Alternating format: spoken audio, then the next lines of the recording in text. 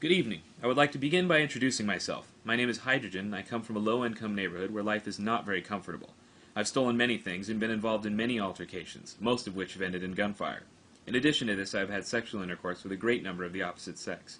In contrast, and despite the lack of legitimate evidence, I believe you to have been involved in a fair amount of homosexual activities I and my companions look down upon.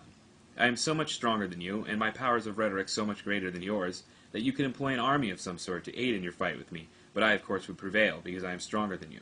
I'm sure I needn't remind you of my place of birth, wherein, as I explained before, the living conditions are much worse than in your aforementioned city of residence.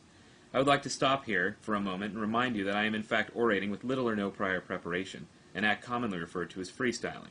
Once again, and I think this bears repeating, I would like to restate my claim that I am in fact much stronger and have endured a larger number of hardships than you.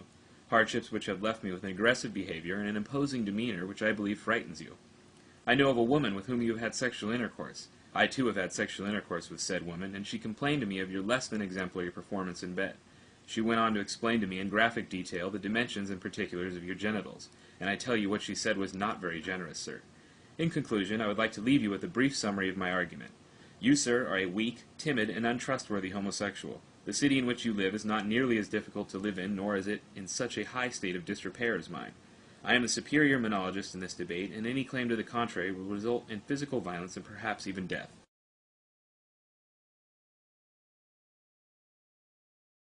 And a good day to you too, sir. I would like to rebut your previous claims in an improvisational and rhythmic manner. I was given the name Boost by my peers.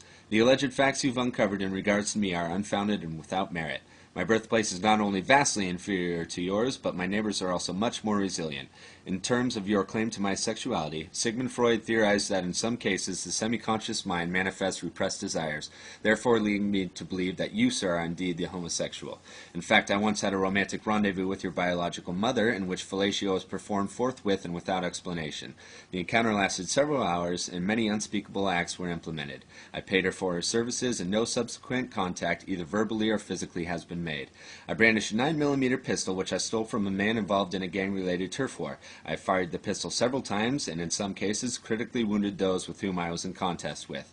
I would like to inform the audience that I engage in the sale and consumption of illegal narcotics on a regular basis.